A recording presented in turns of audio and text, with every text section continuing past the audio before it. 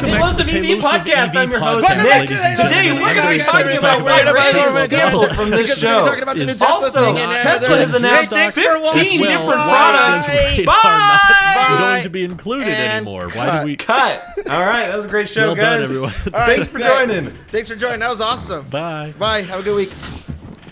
Hi, Drew. Hi, I'm guys. about the Cybertruck. That's my line. I am suing. The Cybertruck have radar? Yes. Yes, it will actually. It's going to have this little pop up. The frunk is going to pop up, and out is going to pop this lidar enabled submachine gun that will clear all of the traffic out of your path. That's the Cybertruck prediction from Nick today. Did you guys catch Elon's tweet though about the radar? I did. No, I didn't. Thoughts? Uh-oh. Basically, he's Elon so confident in been how... on a tweet storm recently. I've been hard to Believe keep it up. or not, Elon might be a little overly confident with the full self-driving software. Who knew, right? But apparently, he's so confident in version 9 that it's not going to rely on radar at all. It's going to be completely camera-based vision. And someone asked him in response to that tweet, is the plan to stop including radar entirely as hardware in the vehicles, or is it to keep it around as a backup? And he said remove. Was his response. So his end goal is to remove the sensor entirely. The sensor has been removed, and I'm not convinced, completely sold on this yet. I'm a Tesla fanboy, and I'm all about the yoke, and I'm all about no gear stocks, and I'm all about how many times do I have to tell you people? It's not happening. No yoke, no S, no FSD, no removal of sensors. This is just FUD. I hate FUD. I hate that the one owner in this room has to be the buzzkill. Buzzkill. Oh, but damn it, somebody because needs you to have a realistic perspective. You're the one who actually sees these things. The people that are defending them and proud of them are not always the people that are seeing them. It goes both ways. There's people who don't believe in Tesla because they haven't tried them, and there's people that don't believe in Tesla because they have tried them and they own them, and they're like, well, this sucks. It's not that I don't believe. I'm so practical in the sense of, like, I don't know, the laws of physics in the way that America runs things. Those are suggestions, Randy. No. Laws of physics are actually more of a suggestion. No, the suggestions of physics. These are the suggestions of physics. Newton's third suggestion of physics. My biggest concern... Equal and opposite forces typically react oppositely most times. Sometimes they don't. Yeah. Sometimes. If you want to. If it's the sensors are not going anywhere. The radars, all that is staying right where it is, because my red flag from an outside, just take people who are just watching, observing from afar.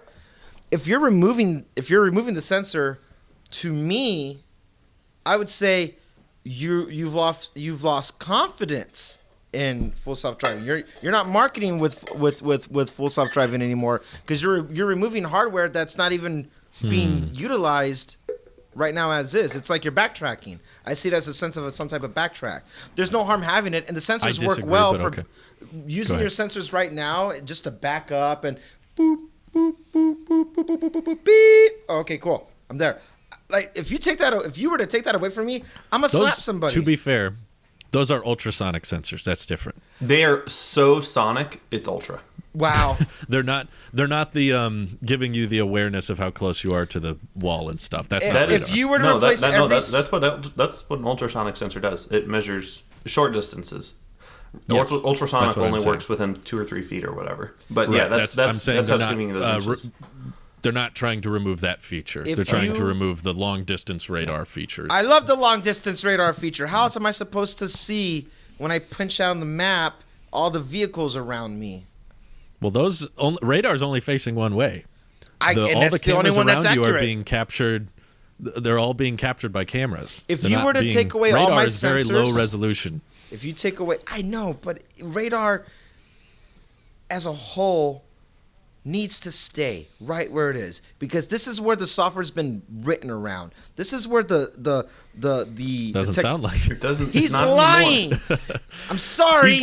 He's lying. He is Lying not. Elon They're and saying- his He is 30% not accuracy writing the score. code. He is the innovator who's pushing it, but he's not writing the code. If you took it away, we're going back to square one on restructuring some stuff, and that's just. He talked about it more in detail this morning. We're Did he? recording this on April 10th. He talked about that the issue radar creates is you can have conflicting reports from multiple sensors.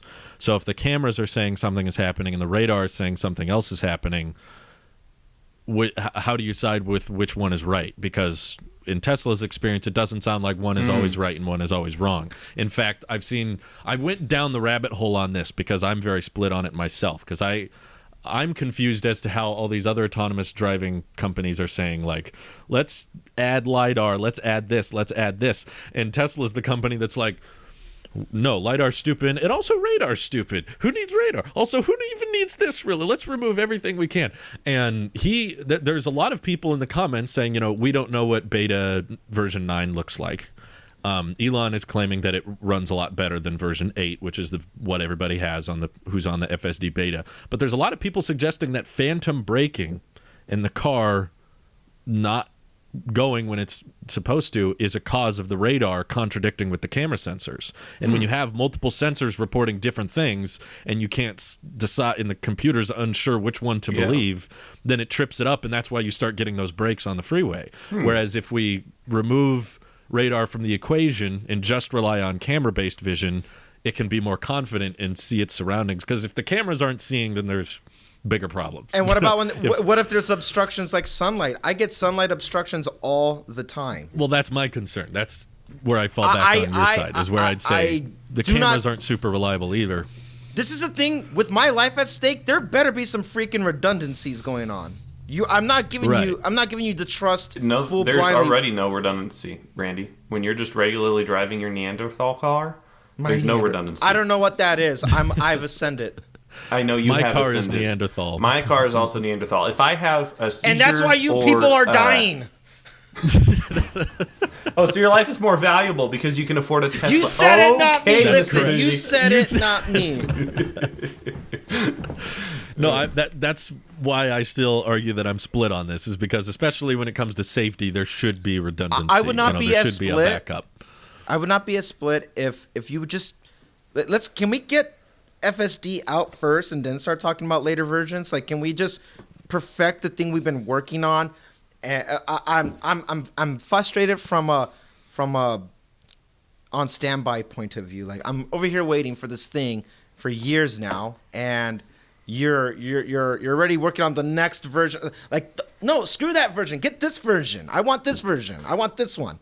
Then Okay. Let's use all this time and all this data and see what happens when you turn off the sensors or the radars, and use all that data with all of us driving around collecting our data, because we're still early testers all the same, even if it's beta still. But let's get version 8 dot anything done right, and then let's talk about 9. But let's get 8 working. Let's do that on a scale where you can get proper data. Then I think 9 is 8 working. Well, That's then kind of the point. the next one, but where Elon is like, we don't need it. He's talking. He's being a futurist right now. God love him for it, because he's driving everything forward. But sometimes we need to live in the moment.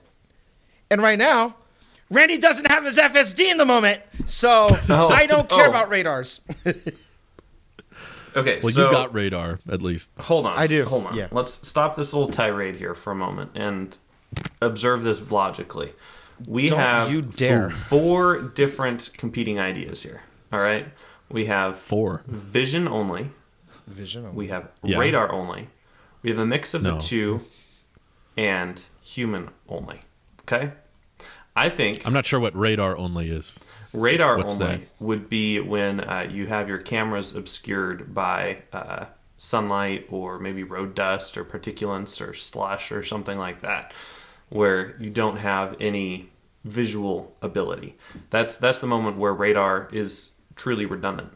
where you have radar being able to pick up that fast-moving deer that you can't quite see yet because the headlights haven't even gotten to that point yet, and can automatically swerve and avoid, even though the vision system couldn't have seen. That's what I'm talking about. So we have... I think the radar and the manned one are together.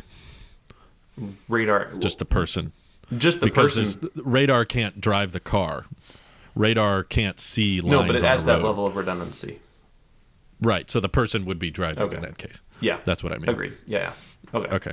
Well, anyway, so we have all these competing ideas here, and I think what Elon's Yes. proposing is the cleanest, right? Just having all vision-based systems. That is the future. Eventually, it will be the future. Once I they think so. iron out how many cameras they need to statistically never have one in the direct, because we know there's only one point of sunlight. We don't have two suns, unlike Tatooine. So, if you have a camera in a certain location, you can be reasonably assured that no matter what position the sun is in, there's always some cameras that are not going to have that, because with the camera getting in the sun, it's simple as moving it down a little bit or moving like a little shade above it or something. Like they can do stuff to have one or two cameras always working at any time, no matter where the sun is at. Right. That hasn't happened yet, and it would probably look pretty ugly with a string of cameras at the top. But the vision system, I think, is the simplest, as Elon has said many times. Now, I would agree with Randy. The radar is kind of nice to have as a redundancy for now. And I think the redundancy is important, especially as people are still trying to get on board with the idea of a full self-driving future. When people are concerned that a computer isn't going to be able to transport them safely, even though I believe, probably from what Elon is saying right now, radar's probably not useful right now. Whatever beta version he's talking about, not the public version, I believe that Elon is thinking through things pretty well, and his team is as well, that vision's probably the better way to go. But right now, for the average Joe on the side of the street, if you say, hey, this car has 8 webcams that are connected to a computer that allow it to drive you at 65 miles an hour or more, and I can see a lot of people being like, yeah, I don't quite trust that yet. But if you say, hey, that radar thing that we've been using since the 40s that's really great and tracking the accuracy, the distance between two different objects accurately, well, yeah, that's in the car too as a redundancy. I think that's a good selling point for FSD for buyers who might be more apprehensive about buying into that full self-driving future. So I would say it's a nice redundancy to have now, although I definitely see a future, call it 3 to 5 years from now, where that's no longer necessary. I think I'd agree. So to be fair, we don't know Elon's timeline on when they want to remove. He's just saying that's the end goal. Or at a certain point, they will look at radar as unnecessary and remove it entirely. But yeah, I mean, I've seen a lot of back and forth in reply sections on news articles about this, because there's some people saying that, cameras can see better than the human eye in certain aspects, and they could start doing ultraviolet or infrared cameras, but that's not what they are now, which is what most people are referring to, of like, if Tesla is claiming that all these cars people like Randy have paid for and have bought the full self-driving package, that means his car in its current state will one day get an update and make it level 5 autonomous. So if you're going to fall back on, well, in the future the cameras can be look at more wavelengths than the human eye can and see through fog and see through bad weather better than a traditional camera, and maybe once they have those better cameras, then radar can be removed. You can kind of see where they're going with that, but it doesn't necessarily apply to today's, where we have most Teslas on the pretty much all Teslas on the road with radar and cameras, and that's what's steering them. But if the software itself is not going to utilize radar when it's in autonomy mode, that's fine, I guess. If it results in the software acting more confidently and it doesn't have as much phantom braking, and maybe if the software is more reliable when it doesn't have radar to worry about, I can get it. But I don't think that means it needs to be removed from the vehicle because of all the circumstances where it's not completely autonomous. And there are still, to this day, lots of times where it's like, oh, the sun hit this camera the wrong way, or this dirt stuff caught up on the camera, autopilot disabled. So when people are seeing that today and thinking, so you think you don't need a backup, you don't need redundancy, because I'm kind of convinced you do based on it not working flawlessly right now. So if you want to practice, or I guess practice not the word, but if they want to prioritize the camera system first while driving, more power to it. But the moment something happens, I wanted to behind the scenes just seamlessly switch over to like using the other sensors. But you as the driver going through it, nothing changes. It's just you're going through the thing. But if something's conflicting with something else, then rotate. Do what you got to do on the software side. Rotate back and forth. Yeah. And I give me a level of confidence that things are happening behind the scenes. It's not just a single point of failure. Like if you can assure the cameras are seeing its surroundings, then deactivate the radar.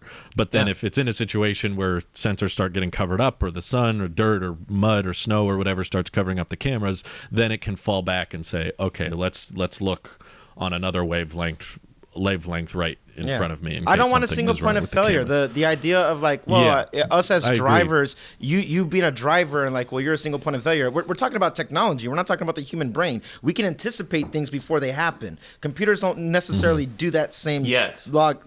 Yeah, but we're not talking about yet. We're talking about now.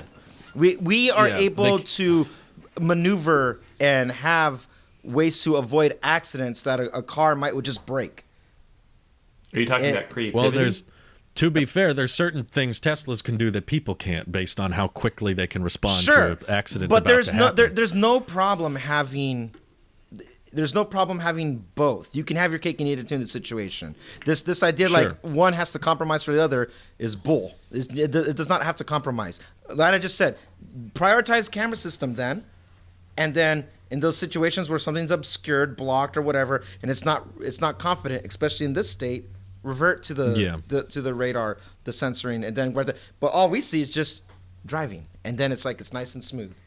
That gives me confidence. I could agree on the subject of if the cameras are seeing okay, and then don't use the radar. That's fine. Like turn it off. Don't use it for full self-driving. Especially for phantom braking and all that, then For phantom braking, you don't want it to conflict with the camera. So if you're in FSD mode and it's driving around and it can see and there's no cover-ups of cameras and the lighting's not hitting it poorly, sure, don't use radar.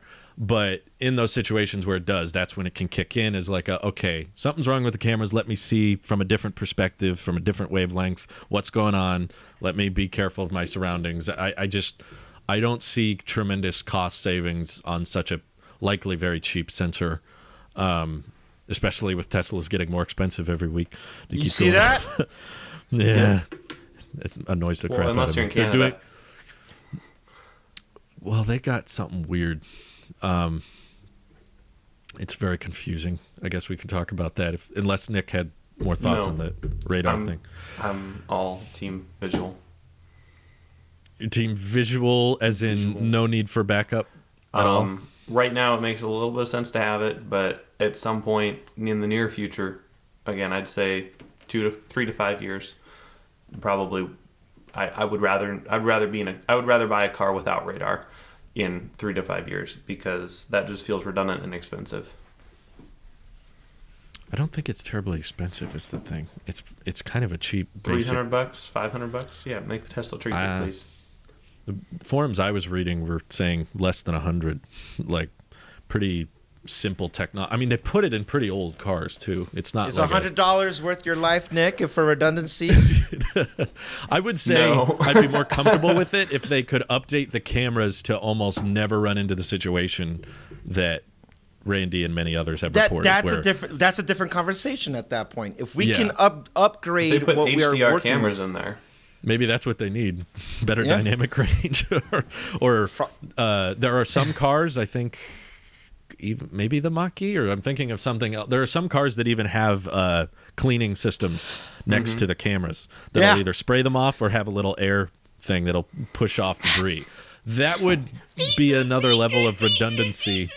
Even if it was not 100% successful, if it was just like 90% of the time, if something covers up that camera, the cleaner can clean it off. If it was that level of accuracy of, okay, even in the snow, even if you're driving in the mud and it gets covered, it'll clean itself. And I don't think a great answer that I've seen Elon throw around is just, well, you just got to rub the cameras with hydrophobic coating. I'm like, Okay. that's not passive income, Elon. If you're talking robo-taxis working for themselves, but every robo-taxi that comes back, I have to rub the little coating on each camera. That's not passive. His mindset of like, oh yeah, a car can drive across the country all by itself and you don't need to do anything. Not be like, hey honey, how's the hydrophobic layers scraping off? I'm like, You do that today? no. No, you didn't? Oh no, now we're liable for all of our people dying in our robo-taxis. The car has crashed more because you forgot the hydrophobic coating. That's not a solution. To me, that's It is a that's solution. A It's a Band-Aid. solution of hydrophobic That's coating. not very passive income, Elon. No, that's not passive. That's part of my robo-taxi concerns list is vandalism, because you can vandalize a taxi today. But there's a guy in the taxi that can get out and call a tow truck and say, someone destroyed my windshield, or someone threw paint on my car and I can't drive it now, or someone took flats. Robo-taxi is not so simple. If someone goes up to vandalize a robo-taxi, and they most likely will just because of how weird and bizarre it is of an object, they're more inclined to vandalize it because there's no human to interact with. They just go up to it, slap some flex tape over the cameras, crack the glass, stab the tires. Does the car call itself a tow truck, or does it call its owner, or how does the tow truck guy get inside and put it in neutral? I just came up with a whole new industry. All right, we have the people who want to ride a robo-taxi. We have the people who want to own a passive income robo-taxi network. You know what we need? A middleman. A taxi. A person. A taxi. A person. They drive the car. Who contracts with the owner of the vehicle to drive around and service all of the vehicles, spray the oleophobic coating every single time the car gets wet, and make sure that all the flat tires are taken care of.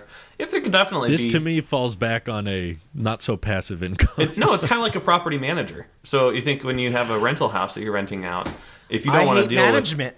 with if you don't want to deal with all that stuff, then you can pay some person I hate babysitting. a little bit of your profit to manage that for you. No. I just, Robo-taxi. especially if it happened like way out in the boonies somewhere. Yeah. It's like, oh, a tow Boonies, truck is... those don't exist. Everyone lives in cities here, Drew. Come on. We built a car that doesn't have a steering wheel, and then it got vandalized, and it's like 3 hours away from the nearest tow truck place, so that passenger is basically just stuck out there. Hey, that happens. That happens, though. Like, sometimes when you're out in the boonies and your car breaks down, you're out there for 3 hours. But it's your car. Sure, but it still happens. But I know it happens, but there's a difference of liability. It's not, I borrowed this car, I rented this car for one trip. It's I own this car. I ran into an issue. Now I have to fix this car. I got to pay to get it towed. I got to change the tire or whatever. So you're expecting extra convenience. You want as a rider, you want to have a no inconvenience trip. Like, well, Nick, I would love to be inconvenienced. It happens. I'm sorry to break it to you, Drew, but life happens. I know, but the liability popped. falls to different people. Bad things happen, but if they happen to me in my car, that's my liability. If they happen to some guy's robo-taxi who bought 100 of them for this area, then what is he going to do if I'm probably out contract to a third-party manager, a robo-taxi and fleet manager. Then they got to factor that into the cost per mile of robo-taxi, because they don't consider that now. Their idea is you turn it on and it drives around and there's no one looking over it. I mean, the number of times that this happens is probably measured in the ones of millions of rides, right? Like, yeah, but that's something they have to. There has to be laws and it only takes procedures in place. It only takes one to give a big old lawsuit and shut the whole thing down, and that's the big difference with, humans are not great drivers either, but we can take away and punish individual drivers.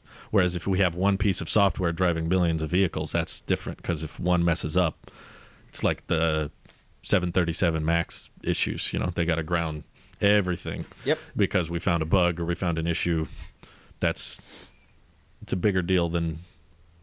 But people crash too. It's like, yeah, but We just say, okay, they can't drive anymore. Yeah. That's different. So this all just makes me worried about the Cybertruck. Well, that's why I asked at the beginning. Do you think they'll be at the point where they don't need radar anymore with the Cybertruck? I think so. I would say Whoa. because radar requires a radio transparent material behind the hood, and Cybertruck production of steel is not radio transparent at all. It's about the opposite from that. And so they'd have to figure black out part at some the like bottom. different material. Yeah, they'd have to put it like through at the the very bottom where headlights. it's all. Yeah, they I'm looking could at a figure it picture out, of it but right it wouldn't now. just be simple. Oh, Nick. Simple is an act. Simple There's is actually- dead. Simple is an Are illusion. you guys looking at a Cybertruck right now? Simple is no, closing. but I can. Simple If is you look at the front closing. of one, there's Oh, a very, Nick. very large black piece of something that isn't steel at the bottom Yes. Okay. that you could easily Okay, fit sure. sensors in. Stick the cameras and the radar down there. But still, it's not where it is in the Model 3. And it's not going to be as high and located, so it might not work as well. Maybe Nick is just right, and y'all don't have to argue about it. Maybe No. that is a possibility here, Sorry, folks. Nick. It's taller. It's taller than the 3. If anything, it's got better visibility for the radar. I can't wait. This is true. He's actually that's actually true. Sorry, Nick. No, I gotta take the L on The this one. Cybertruck was built for radar. I just love. I downloaded every. I downloaded every of the Cybertruck gallery that Tesla has Yep. on the gallery page, and they had a few pictures that we hadn't seen before, and I'm just looking at them right now. They're all, super high resolution, and I can see every little detail, and I'm Show looking me. at it right Show now. me. I'm like, such a beautiful vehicle. I don't know how. I'll send you a link. Okay. But was that new? Mike discovered it recently, Yeah, I think. Mike sent those over to me. I think you were I on that downloaded too. all of them. You did? Every picture for every car they have. What do you do with these And there downloads? was what do I? Oh, I put them in a folder where I keep all of my EV B-roll. So I'm like, when I want a good picture of the S or the Roadster. There was a few Roadster pictures they had I'd never seen before, and I was like, whoa, why have I never seen this? Come on. I pretty much memorized every Cybertruck photo, so I knew exactly which ones were new. I was like, that's You different. merely They never memorized posted it. I created them. I was Nick born made in all of it. them. Molded But- by it. They got great images there, and I wish more websites would do that. They're just like, by the way, here's all the raw files. Here's all the raw imagery. And they have the new S and X too. The updated interiors. They had some pictures I hadn't seen. Few new ones for the Oh, Semi wow. as well I hadn't seen. But just gorgeous photos. So thank you, Tesla, for Wow. putting those out there. Oh. Whoa, the Roadster in white. The Yes, Roadster. The white Dude. Roadster looks dope. Dude. Is that still the free color? Dude, I want the Yes. white Roadster. Whoa, dude. Oh, it's so high resolution too. Oh. Sorry, podcast listeners. Go to I'll try to share this with everybody. If you go to tesla.com/Tesla-gallery, you will find all the pictures we're referring to. EV podcast They're to get just your 1,000 beautiful. free miles of range. Although I think the Roadster in white is fake. I don't think that's real. It doesn't look real. Yeah. The red one I believe is real, but Gosh. Oh, it is so high quality. Oh, buddy. very sharp. Very sharp. As a pixel peeper myself. Oh, I got Pervert. into a good argument. Randy! Speaking I'll be of peeping your arguments- windows some days. Some days. I got into a debate with someone about the Roadster in range, and I was curious of your thoughts. Do you think that the SpaceX package will have a different battery than the non-SpaceX Roadster? Or do you think they'll just have an equal-sized battery for all Roadsters, whether or not they have SpaceX cannons? This white Roadster is amazing. I want that one. Randy's like, Dude. is Drew saying something? Yeah, go ahead. No, wait. I'm sorry. You have my attention. I was really appreciating the Roadster. Today is the first day. Let it be known. Today's the first day I actually really appreciate the Roadster because of that. I've never that- appreciated it before. Didn't care. Didn't care. Didn't care. Wow. Looking at the white. Looking at the white Yeah. with that tint of window, I care now. We made him a All right. believer, folks. Only took 3 years. It took pearl More white years. with dark illegal tinting. All right, what's your question? What was your question? Would the SpaceX Roadster have a smaller battery than the non-SpaceX Roadster, or will they have equal batteries for all Roadsters? Ooh, They better have equal battery. That was my guess too, because I I would figured the say low equal. volume production. Yeah, exactly. Yeah. It's such a low. Yeah. Yes. Yeah. Okay, That I'm glad we're all in agreement on that. It doesn't make sense. Well, I'm trying to play devil's advocate, but it doesn't make sense. It's such a it's a build order as it comes in type of a thing. Yeah, it's probably going to be almost entirely hand built. Dude, So I'm sorry. I'm still looking through the Roadster pictures here. There's a picture of Franz driving the red Roadster in front of some really beautiful mountains. It almost looks like, I don't know, somewhere. Looks like we got some new thumbnails, It ladies and looks somewhere gentlemen. in somewhere. I am like, Thumbnail bait. it's so pretty. Can we take a moment to appreciate the modern houses that it's next to? Oh, I know. Oh, yeah. Gross design. It's a beautiful house. I love it.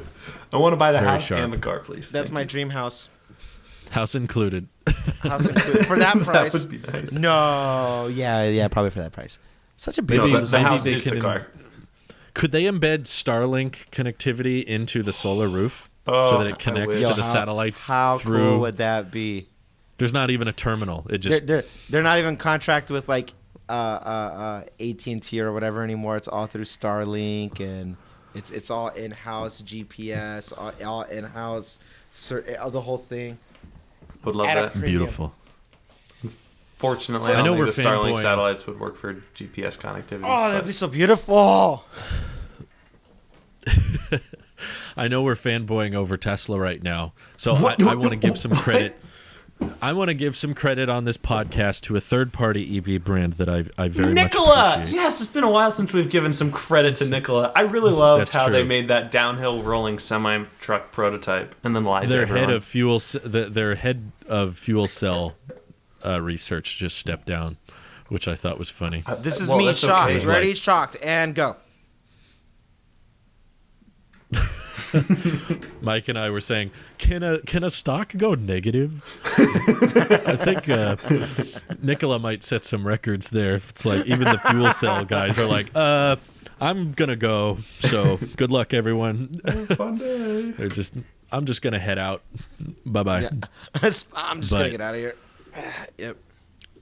I really, I don't know if you guys saw it, but I really loved the track testing video Aptera posted. I thought I it have was not fun. seen it. No, I have not haven't seen it. yet. Okay, they basically were just flooring it and then doing really, really tight turns with the prototype. Well, And the more I thought about it, I was like, they're providing updates. They're filling people in on how many reservations they have. Unlike Elon they're and not, the Cybertruck. unlike Tesla, and they're not publicly traded, and they are very, very focused on one product, which is what I love. Because I think that's a struggle pretty much any EV startup has, is that they get very obsessed with a complicated lineup of different options, and they don't even have a vehicle to consumers yet, but they get so sidetracked with all these different variants. And even Lucid is like, okay, we have this version, $180,000, but next year we're going to have this, real cheap Lucid that isn't really that different. It is basically identical, but it's somehow miraculously $2 and it's coming next year. Trust us, we're not going to push back the deadline. And also we've got this SUV in the back, and the SUV's coming soon, and we haven't brought anything to market yet. Aptera's just like, we've got one thing. That's what we're sticking with. We're going to focus on bringing this thing to market, and that's all we're going to focus on. And that's what they give literally updates on. That's nothing what they else provide. matters.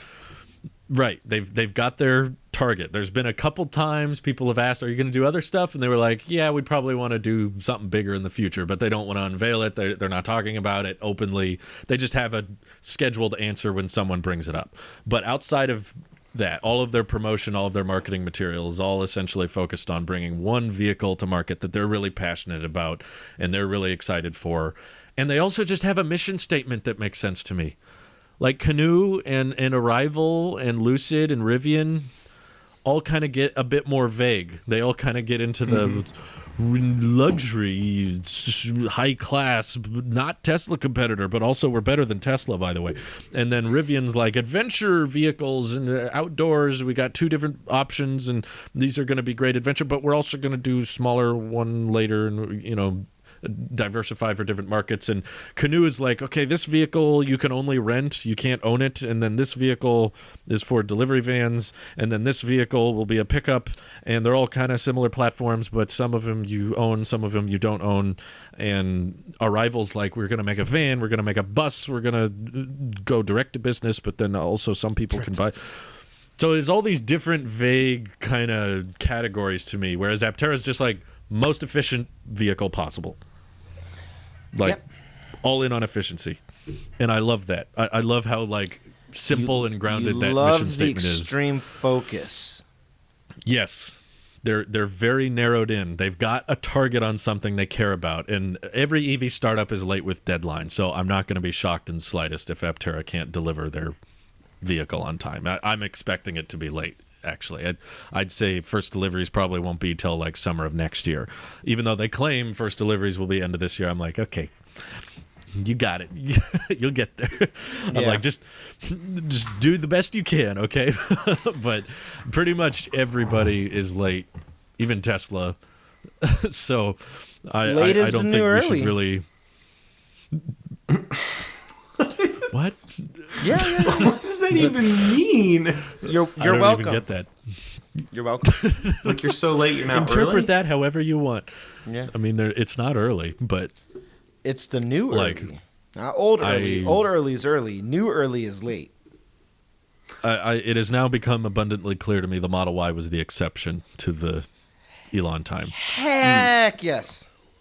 It's not a new standard. It's not. Everything's going to be early now. No, That's what everybody was saying for a while. How they pulled it off was because of the, I guess, reusable parts of the 3. All that yeah. was its saving grace, and more power to it, and good on them for making that work. But lest we forget, gents, we are still in a very early adoption rate of this whole industry. You should be taking your time. You can't afford to screw any of this up. It has to be done right, or you're going to have ill fate, nearsighted fate, just like some other of these other brands that is just all promo, all talk, and no anything. Like sometimes Tesla does screw up though. Tesla does screw up. They're not perfect, and that's why I hold them so accountable. Nick, grow up. Okay. For those of you watching me, like look at my phone for the past few minutes. That's not even a new picture. I'd never seen this picture of the Cybertruck before. I saw that one. I don't know how I missed this one, but I saw that in 2019. Drooling over it for the past few weeks. I remember that one on launch day, but shut up, Drew. Yeah, yeah, that's not a new one. I just mean that Tesla has been known to rush things to market, but it's kind of a refreshing counter behavior if you consider a lot of EV brands are really, really slow to bring things to market and overly perfecting everything. Tesla's the type to not perfect everything and just kind of rush it out there. Like, okay, come on, we got to get deliveries going. We got to get cars out to people. Let's get it out. Wait, the glass isn't really attached to the car yet. Who cares? Get it out. It happens sometimes. Yeah. So. Yeah. But they gotten better with their quarter panel so. gapping, and you don't hear about quality control when it's good. That's the thing. Yeah, it's a thankless job. So thank you, Tesla. It's kind of like audio. That's why I relate. Thank you. We're gonna already get 4 comments on our audio, like we did last week. Oh my gosh, Randy's audio is so inconsistent. And I'm like, guys, shut up. Nobody cares. Nobody cares. I care what they think. We should always care. In regards to the Aptera and all that, though, I agree. Yeah, I appreciate anybody who, as a startup, you should have a singular vision, just a single focus on one thing and get that right. Very simple. Nick loves every chance he gets. I know why. Go ahead. I was gonna say every chance he get. Oh, there goes my AirPod. Because I smiled. Very simple. Oh shoot. Because I smile and my AirPod falls out of my ear. I hate this damn thing. Anyway, every chance Nick gets, and he didn't bring it last week, so I'm going to bring it up now. Nick loves talking about the quadrant. Yeah, I mean, I wish I loved anything as much as Nick loves talking about the quadrant. All right, let's talk about it. All right, but hang on before we do. But to quadrant? my point is that extreme focus in perfecting something is the most important part of starting up. And in a way, it's the same thing with this quadrant thing. When Apple was about to go bankrupt and they had their second breath of Steve Jobs Part 2, it was treated like a startup again. And every startup should. So when you think of like GoFundMe campaigns or Indiegogo, and people are doing these Kickstarters, they're not promoting, well, they shouldn't be promoting all these things. Here's a singular thing that we're working on and we need your help. And it's the same thing on a grander scale with these vehicles. If Aptera can be very precise about this one thing, I have the most faith in that one product then because of the extreme focus. 1,000 no's for every one yes, right? So good on them for doing it. They're not trying to compete, so to say, with Tesla in the sense that gotta catch up. It's like, all right, here we're gonna find our spot in our market and we're gonna make it like that. They're not trying to be better. They're just trying to be different, and different within its own self provides competition, variables, and even more opportunity for experimentations. Innovation. Innovation. I'm rooting for it. I'm excited to see it. But I did not see that video you talked about. The thing that was bugging me, because I love Rivian, I also think in the EV space, being somewhat engaged in it now, that Lucid gets way too much attention. I think that they're fine. I don't think they're evil. I've watched a few content creators that have been saying that they're like an evil scam company because one guy told someone that the stock would be worth something and then it didn't end up being worth that. I'm like, okay, I don't think they're a big evil. Nikola fraudulent company. I think that they just want to make really, really nice cars. And some people might dig the design and some people don't. I happen to be one of those people that are like, the design to me is so meh. I look at it and just think, okay, that's, high-end sedan, but it takes up so much space, and they're like, oh, this is a Tesla competition, it's coming up to fight Tesla, probably because of the CEO being former Tesla. That's probably part of it. But to me, I feel like Rivian is far more interesting because, for one, they're not publicly listed, and I like that they have this push for adventure vehicles. So I could get behind that, just saying like we want to make off-road outdoorsy vehicles. But then they've got this whole Amazon thing where they've got this huge contract that they got to make hundreds of thousands of Amazon delivery vans. And I'm like, well, that's not very adventure focused. That kind of stems away from what their R1T and R1S are going for, which I think are awesome vehicles. But the main issue Tesla's struggling with is battery supplies. And if you have this huge investment from Bezos saying, hey, we need all these delivery vans, that's going to be where your focus is, not on your adventure vehicles, because you're not going to have enough batteries for all of them.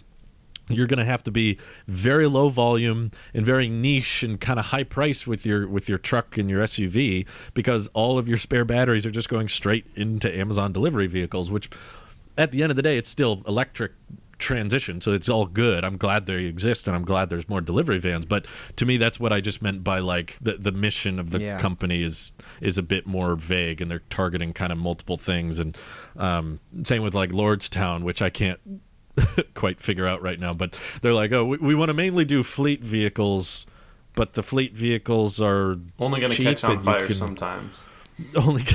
They had that whole Hindenburg report, but then they posted video of their factory line working. Yeah, did you catch that, Nick? There's that like 1 minute and 30 second thing where they rolled out a car and it like cut abruptly, and I was like, what was that? No one was socially distanced or anything. So I was like, was this like recorded like a long time ago or something? Like I could not figure out what was going on with that. It's a very weird event.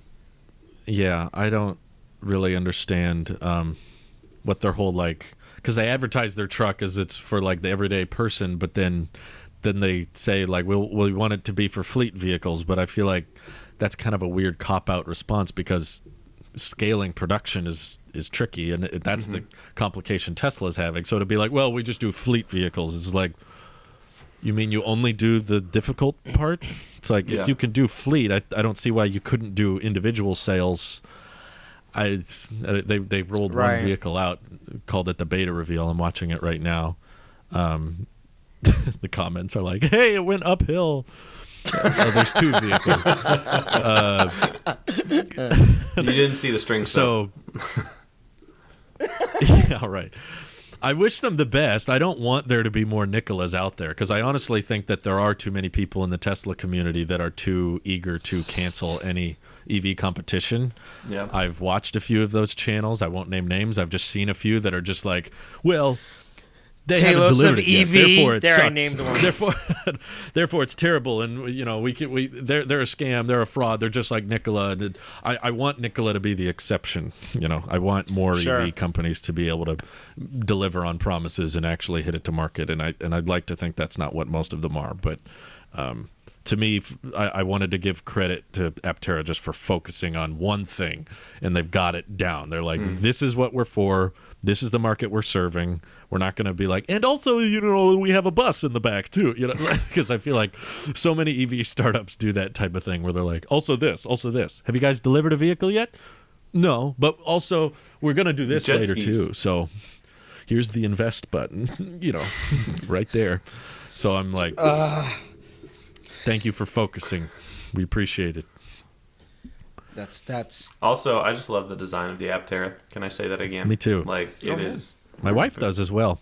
Really? I showed her the video of the track test, and she was just watching the 0 to 60 parts and the part where it goes around the traffic cones and everything, and she was just like, "Wow, that looks so cool! It looks like wow." She was just like, "Man, that's really interesting looking." And I was like, "So do you like the design?" And she was like, more than the Cybertruck, but less than the Model Y. So that's where she places it. It's like dream vehicle for her is like SUV. That's a Tesla, and if it's a 2-seater, she likes the Aptera look and the design of it, and she really just despises pickup trucks in all ways. I am because I don't think I've ever said I am a fan of the design of Aptera. Ooh. I really I like weird designs that have benefits. Yeah, I don't care for a weird design that's like $1 million concept car, like the Avatar car. I don't know if you remember that thing. I don't care for weird designs just for the sake of being weird. Yeah. Like Same. your design, it's actually very anti-Apple because Apple is design and you find a way to make it work inside the design. This is different. I make the design the last part that works around the efficiency of it. Like, you used the word efficiency earlier. I'm like, yeah, I like that. That's it. And I like this design. It's so like, I like it the same way I like Cybertruck, and I think Cybertruck was my jump into the pool. Like, oh, I got really cold, and then you got shot, and then you're adjusting to it. So now that that shock has worn off, I like it for the same reason why I like the design of the Cybertruck, because it is looking like this functional. For a reason. It just so happens that the design is so unique, you're going to know what it is, but it's not promoting itself on its design. It is promoting itself on its functionality. I like that. Right. I like that a lot. The only way to make like a solar electric vehicle is to make it hyper aerodynamic and super light, and use composites for the structure and not steel as much. And yeah, it's not going to be as practical because you're not going to be able to sit as many people in it, but you're also not going to be able to get a Tesla with a 600-mile range that's $35,000, whereas that's something Aptera is striving for, or 1,000 miles. No one is making those kinds of claims. So those types of crazy figures is perfect for me and Louise, because we don't have kids and we don't have pets. So it's just like a vehicle to get us where we need to go. We've got some space in the back to put our luggage, and it can charge in the sun, and we live in a very sunny place. So it's like prioritizing all the right things for us, which is why it's so exciting to me. And yeah, I do kind of like the idea of in the future cars just looking completely different, so that you feel like you're in the future. That Aptera looks like it could be on the set of Star Trek, because it was. They had the original in the background of one of the Star Trek films. Really? It just drove by a little shot. Yeah, it was before the company first went under, but now it's back. Because so. it was. It looks like it could be because it was. It was. They did have it. It looks like a space. I like how there's certain angles of the Aptera where it looks like it's floating. Like you can't even see the back wheel sometimes. Yeah. And it just kind of looks like it's just hovering there. And seeing them turn it really tight and stuff, and it kind of skids a little bit. I was just like, oh man, it's real, you know? It's not just a little dummy model. It's not going downhill. It's moving. It's not going downhill at all, no. So I wish them the best, and I'm glad they have that hyper focus. If they ever watch this, I implore you to not unveil or release anything else until you deliver those vehicles. If you start delivering the Apteras to consumers and people are driving around, okay, sure, then you can unveil your bigger vehicle. Then you can talk about what other products you want to make. But I think that should be their primary focus. Yeah. No, good on them for just. This is a way, I think, in the right way, you're differentiating yourself from the eager competition that is still very new. This is, I think, in the right direction, and I want to see more of that. I wish them the best success. I look forward to watching it unveil and thrive. Yeah. For the sake of being different, how dare you, Aptera? That's different. We just need another luxury electric sedan. Yes, that's what we really need. Another one. There aren't enough. We don't have enough six-figure electric cars. That's the problem. From legacy That's automakers. why I've lost all interest in an Apple car. It's because I know they would not do anything very different from everybody else. Like, so lucid. No, honestly, looking like when we talk about Aptera, because we're just talking about Aptera, Tesla, like. It's so exciting to watch these things in its progression, its story, its whole thing.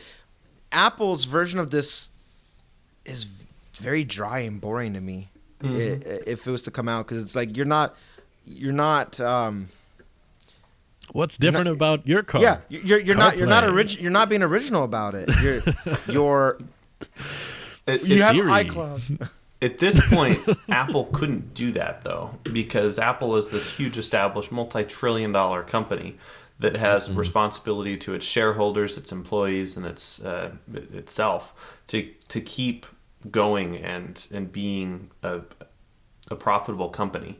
And they're not going to just pivot and create an Aptera out of the blue, right? Like the only electric vehicle they would ever make is like a Lucid Air kind of competitor, because they got their brand to worry about. Like if they start making the cheap $29,000 Apple car, everyone's going to be like, oh, well then Apple's not as valuable of a brand, right? They can't do that. The wheels cost extra. But a startup can. A startup can say, hey, we're going to break the mold, kick the bucket, and hopefully not kick the bucket, but kick the bucket full of old ideas out, and throw the baby into the bucket before the bathwater goes out. Oh God! Whoa! I don't know what's happening anymore. I thought I was Nick following. has to bring babies into his analogies. Yeah, babies are important for the life of humanity. I'm so scared. I don't like this. I know what you mean, though. Pineapples. I wish Apple could be the Aptera, just like come out with something weird and cheap and different and that kind of thing. But you're right, that would throw off the brand image they go for. And I see companies like Lucid, and I mainly just think, did we really need this? Is this what the market needed for electric vehicles? And to me, like, prioritization of EV companies, as cool as Lucid is, and I like certain parts of the design, and I checked out their studio, and it's a cool car, but at the end of the day, I'm just like, this isn't changing anything. I mean, it looks like a Model S. Yeah. Kind of. I mean, it's got some different design cues. No, I know, but I mean, like the body, the if walking from afar, dark brown color. I'm saying that, like, next to any other EV concept that we have, like that, it's the stalest. I know it's highly subjective, but I agree with you. I'm in that same department of just like, I haven't met someone that's like, I'm getting a Lucid. When was the Lucid first unveiled? You know what I really go right now for? A Lucid. Why? When I ask people about dream EVs, I don't see a lot of people saying, Because they don't. I want to get a Lucid someday. People are like, I would either want to get a Roadster or a Cybertruck or... 2 Cybertrucks. I've seen some people that want the Rivian. I get that Rivian's kind of going after... What I like about Rivian is it feels like they're going after a different market from Tesla. It's like, okay... Tesla's serving, Cybertruck market. That's a huge one, I know. But Rivian's going for this like full-size SUV, off-roading and adventure vehicle with the R1T that looks more traditional, and that's more appealing to certain demographics. So I'm like, okay, I get that. Lucid's just like more premium than Tesla, though. We're just more luxurious. And I'm like, but those brands exist, and they're probably like the Porsche Taycan. They're going to do electric conversion anyway. Yeah. So, yeah, we got the e-tron, we got the Taycan, I'm sure there's another one I'm missing, but we got the Model S. That's different types of luxury, I guess, but it's like too much variety in this sector. Yeah. So, they're not doing like I'm just like Lucid. I'm just popping through their website. I've never been on their website before. Lucid is they're not doing anything. They have their mission. We believe in a dream ahead, relentless focus, innovation, luxury, sustainability. But you're not doing anything different. You're just you're following the hype. I mean, good, but I mean, at least you're trying. So there you go. It's not an ugly car, but I'm more excited. Better than Toyotas. That's very true. Totally. It's just the stylus out there. Like, I'm more interested in following the progression of Aptera. It's something so weird. Me too. And like, okay, you're doing something distinct. I like seeing what happens with Rivian just because of that polarizing opinion of Cybertruck. Like, people is like, no, I would never. I want a truck or this thing. And so Rivian's going to be like the first. And they're going to be like the first. To the truck market. So it's going to be cool to see that. So in that way, with the truck portion, they are doing something different because they're first out of the gate with it. So good on Rivian. And then you got Lucid. Look, we're richer costs. We're richer.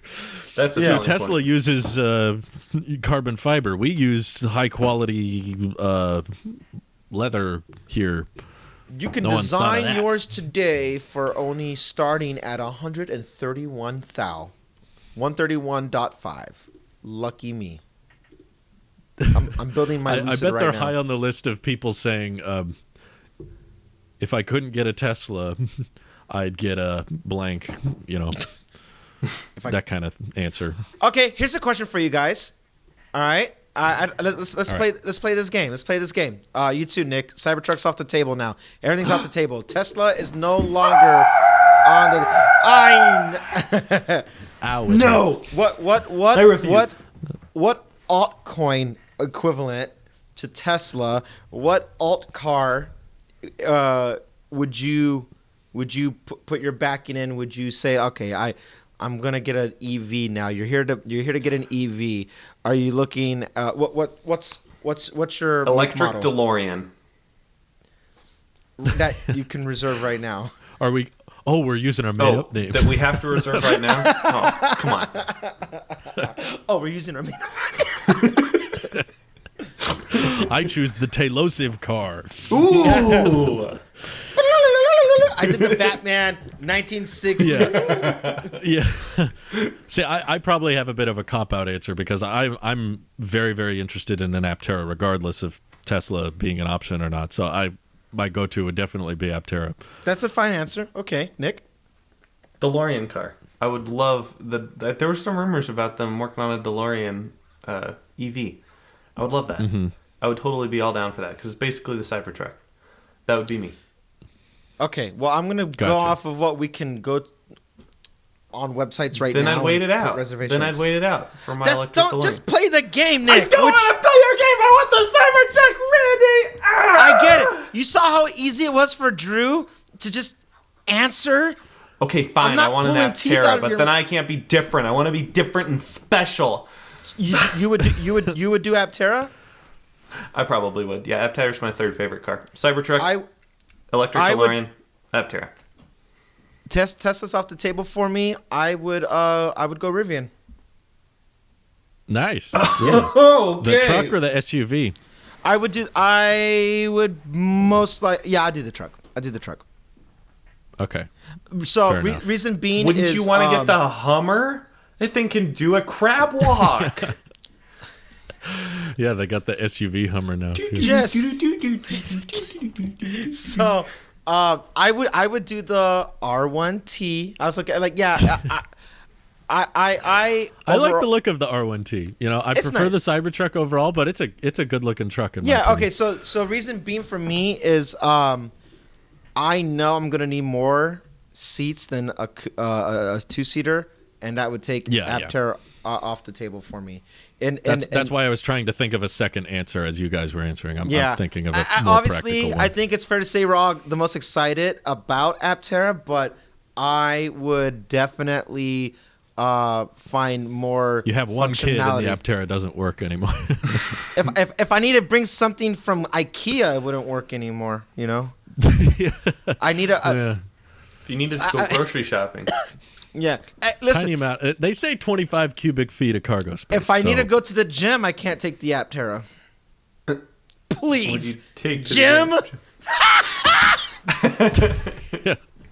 you No, should just but- run to the gym. For all the audio listeners who have never seen our faces, this is a lot less funny. For all the audio listeners who's never seen our faces, I am one devilishly good-looking, in fit, in shape. I am a shape. I am definitely a shape. But no, like the idea of having like multi seats, a bed, so you actually have cargo space and stuff like that. I would go with the truck. I think it's fair to say we would all drop Lucid first chance we get. We have no interest in that one. If we had a game where it was like, okay, you have to lose one EV brand, Oh it'd God! be like Vote Nikola off the and island. Lucid. We'd be like, Can I give you two? Can I give you two? we just canceled all hope of a Lucid partnership with. See, this company. us playing that game that I was asking you to pick was really to see who was prioritizing Lucid, and none of us care. No, I could care That- less about Lucid. If I needed more of a family vehicle, so we write If off I the needed a Aptera and just say, $200,000 family vehicle, I get the Roadster. That's not a family vehicle. you can sit four. I would max out the Model S or X. Well, we're not considering Tesla in this one, but Oh, if, well, then if I would- Tesla's off the table. Tesla's off the And I table. need a family vehicle. I would actually be very tempted by the ID4. Okay. Okay. I like the design. I like the price is actually much cheaper than that of the Model Y right now, as the Model Y seems to just be getting more and more expensive. And it's a better car. I agree. The Model Y is overall better, but I actually might be seeing an ID4 this Tuesday, so stay tuned for that. IDK. My About the ID4. fourth grade teacher bought one. And I reached out to him, and he's up for doing a little video with it. So that might be coming this next week. Exciting. So I've been watching a few videos on the ID4, and the software is not my favorite, but when it comes to just affordable SUV that's all electric and has decent range, it doesn't look that bad. So I can see the ID4 selling pretty well, and definitely, saying to Tesla, hey, some people are fine with 250-mile range, okay? You don't need to surpass 300 on everything. It's not the end-all be-all. So as someone who doesn't care a lot about range, I see that and I go, that's pretty cool.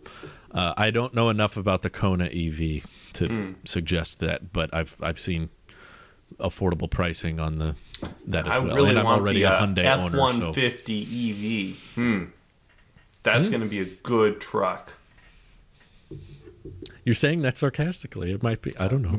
I say Could be that good. extremely sarcastically. Seeing how the Ford dealership I went to couldn't even find the key to the Mach-E, I'd say Ford has zero yeah. chance of making a good... Well, I don't disagree that the dealers won't care or know much about it, but The Mach-E is not a terrible EV in Oh, my opinion. it is a very terrible EV. I couldn't even drive it. I'm still mad about it. You couldn't drive it. Maybe if you got to drive it. But no, I hope they learn some things from the Mach-E and hear what people say about it and then implement those on the F-150 all-electric because it's a very popular brand. So making an electric version of it will at least put some eyes on the electric transition. So I'm willing to go test drive it if it comes out next year. I'd love to see what they prioritize and what they bring over. I know you did, Nick. No, I would try that to one test dealer drive it isn't the owner of the company. Yes, it is. Every single dealer is exact. That's the point of dealerships is that they're all exactly the same. All of the dealerships are very no, they're not. Mine was pretty chill. Sarcasm. They just kind of handed me the fob as soon as I asked for it. They were like, "Here, go for it," and I was like, "Thanks." It's just that simple. But Rivian's actually a bit of a smaller truck.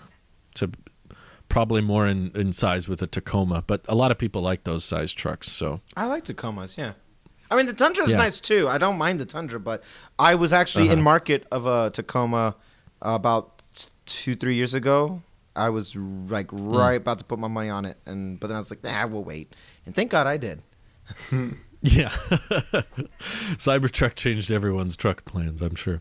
Yeah. But if Cybertruck for whatever reason got canceled or whatever weird thing that we can't I would get, literally go protest in literally front of the Austin I factory. believe Nick. I would show up with a sign and be like, start production now. What do we want? Cybertruck. When do we want it? Cybertruck.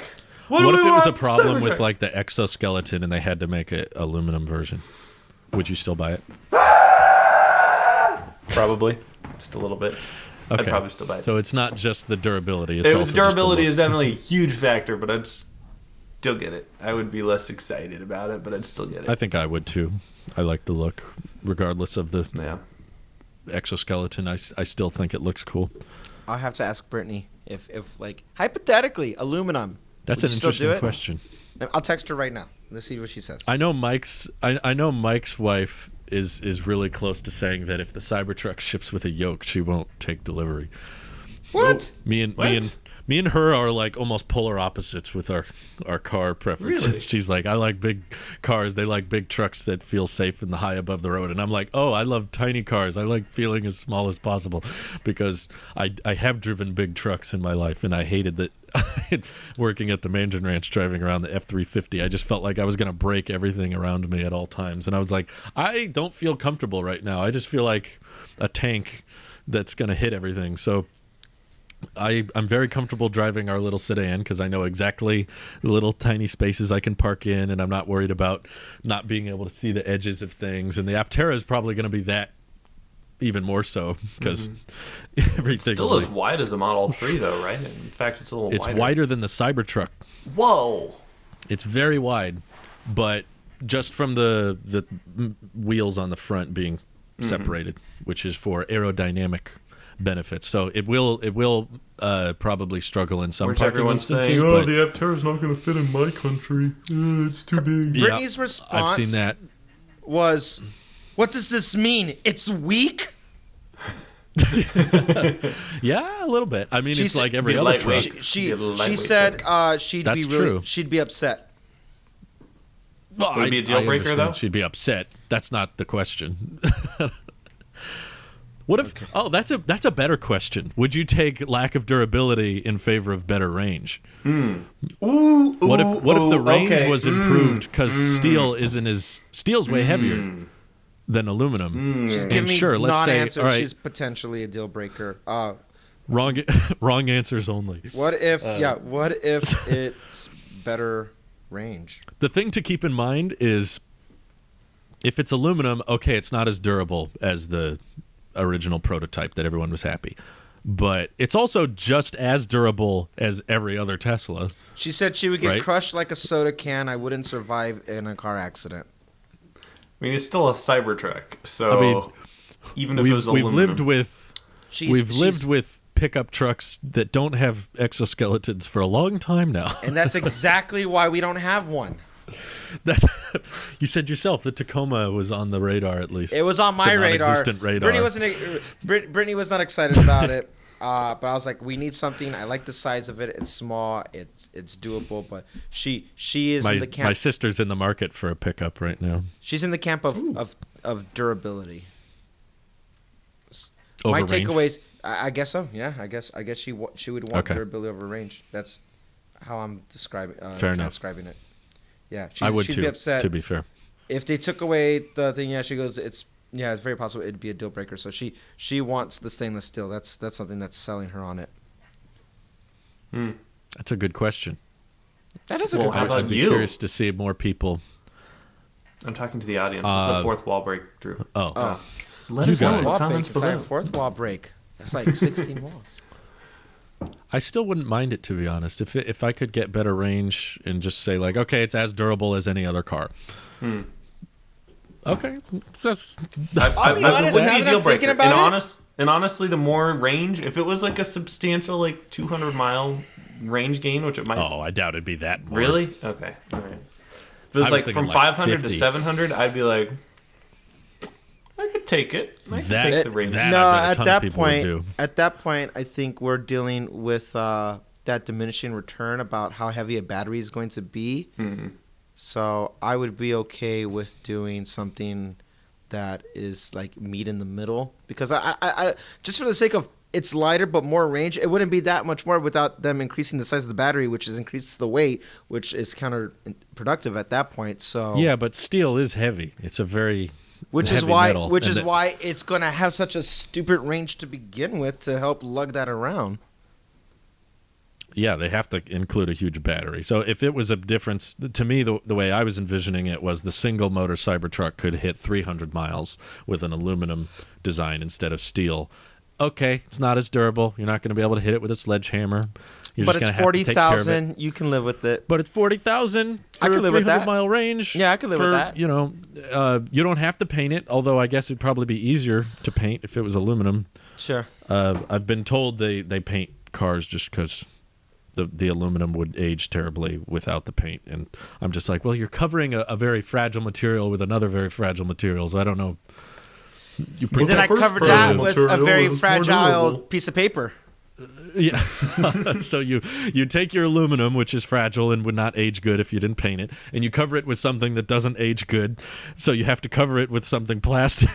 Like all these layers to protect the metal. That's why I'm still team stainless steel at the end of the day if you can do it. But yeah, if there was a way to boost the range by using a more lightweight but less durable, I bet a lot of people would probably opt for it. But then there's less reason for the Cybertruck to look the way it does, because they were saying Right. that you can't make the steel all curvy and bubbly, which is why the Cybertruck looks that way. But I bet there's a lot of us out there that are just like, I just like the sharp look.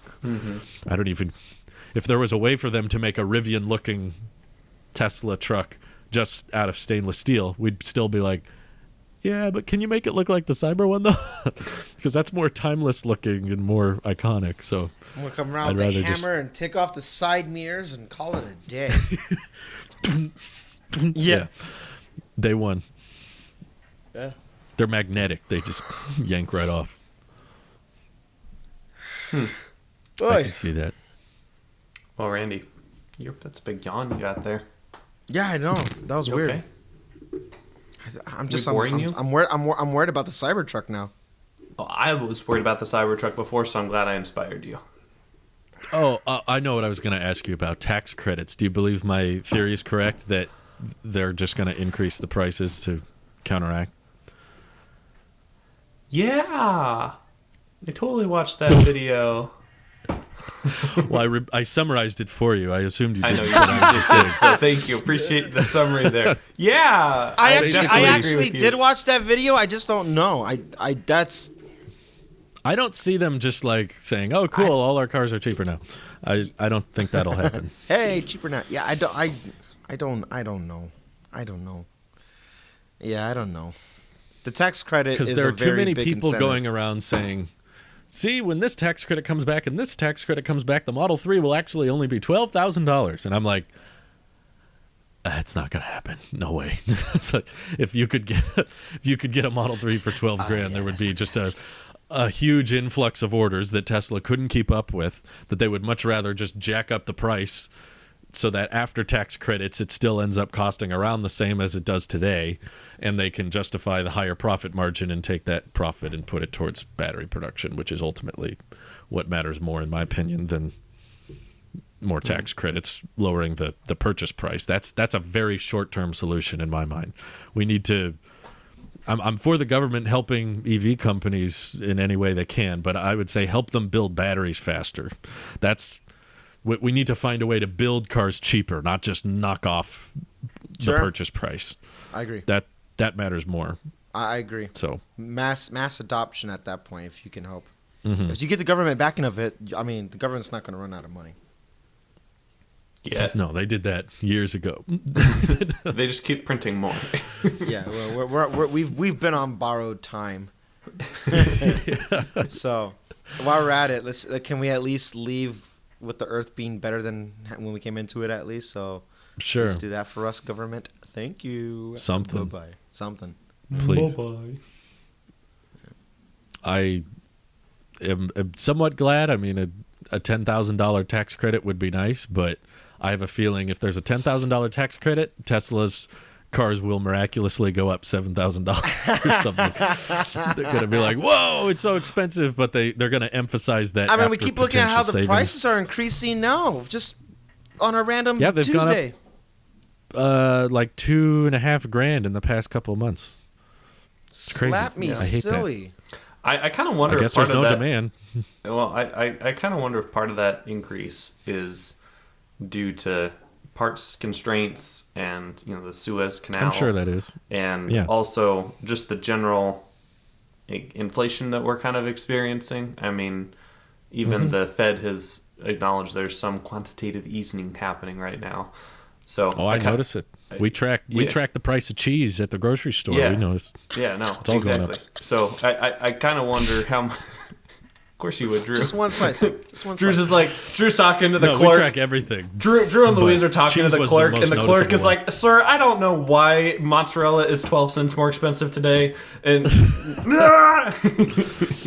We track the price Rage. of everything we buy, but cheese was the one that went up the most. We were like, we used to be able to get this for $2.19. Now it's $3.15. We were like, what the heck?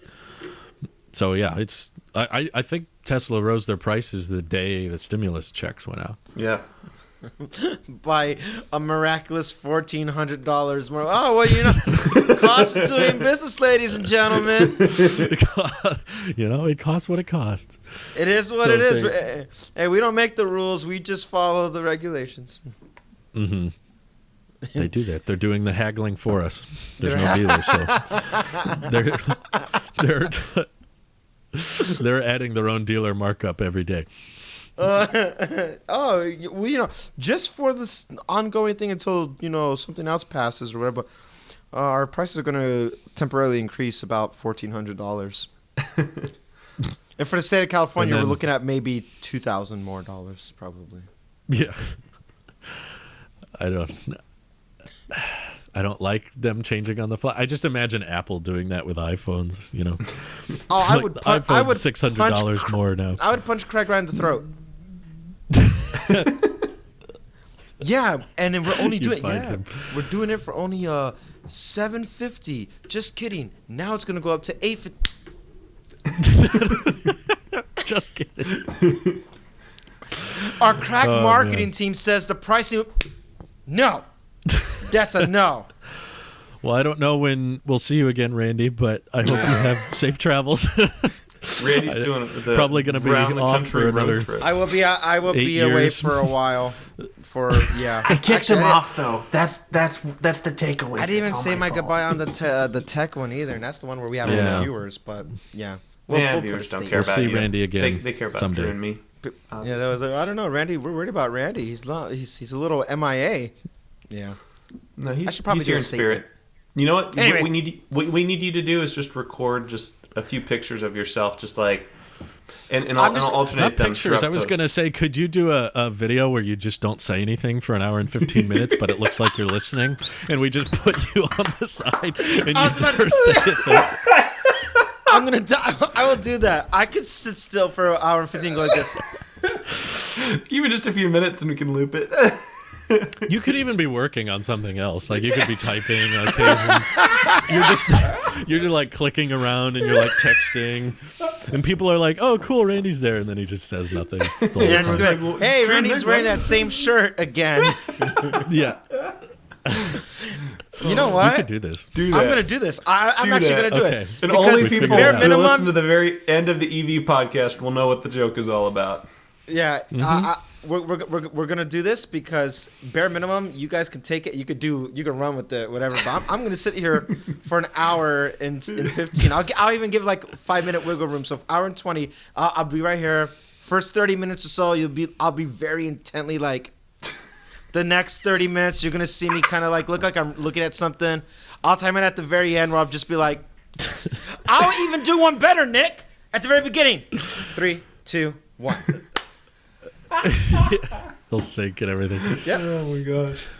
Done. Well, we're gonna miss Now you, he's buddy. gonna troll us. He's Yeah. gonna start making faces the whole time, and we're just not gonna address him. I mean, Or you'll like be about to go into something and then just stop. And be